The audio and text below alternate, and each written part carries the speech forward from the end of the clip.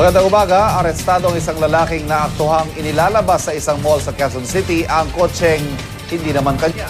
Ang suspect, dating car wash boy. Kwento po niya, pinaduduplicate daw niya ang mga susing pinagkakatiwalaan sa kanya ng kanilang mga customer noon. Narito ang unang ronda ni Oscar Oida.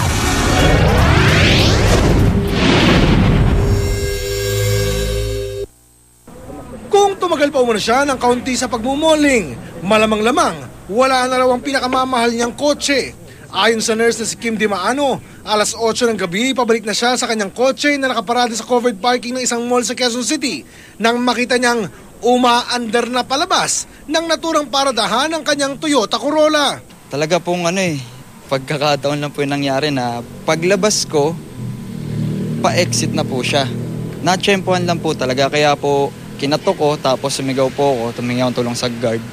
Sabi ko po, nakaharap na po yung sasakyan. Tapos agad po niyang niradyo. Nang maharang, bumaba umano ng sasakyan ng suspect at pumasok pa ng mall. Pero dito na siya nahuli ng mga gwardya ng mall. Kasi po hindi po siya agad makalabas dahil naipit na po siya dahil sa exit ng sa may babayaran. Tapos paglabas niya po, umakyat na po siya, tumakbo po siya sa 6th floor. Ayun po, doon na po siya nahuli. Kinilala ang suspect sa pangalang Brian Quino.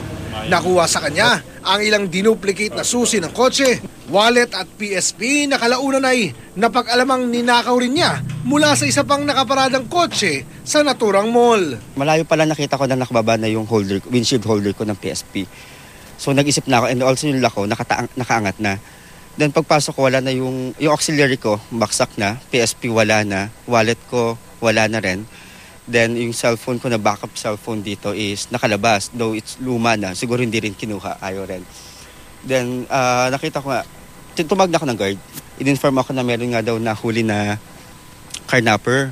Nagpasama ako rito sa station 2. And nakita ko yung gamit ko with that person, with the suspect. Ayon sa suspect, dati siyang car wash boy at pag nagkakaroon ng pagkakataon, pinaduduplicate daw niya ang mga susing pinagkakatiwala sa kanya ng kanilang mga customer. Saan mo gagamitin yung pera? Sa pang-araw-araw lang. May pamilya ka ba? Wala pa po. Ha? Wala pa po. Wala pa, binata ka. Wala po. Wala kang trabaho. Wala na po. Ano ba trabaho mo dati? Carwash lang po. Car wash boy? Pinapaalalahanan naman ng mga otoridad ang publiko na huwag mag-iiwan ng mga mahalagang gamit sa loob ng sasakyan. At para makasiguro, huwag daw iwan sa kotse ang parking ticket. Dapat yan dinadala sa ng tao. Hindi niya mag-aalakas loob na itakas yung sasakyan kung wala siyang makikitang car park ticket. Ito ng balita sa Quezon City, Oscar Oida reporting.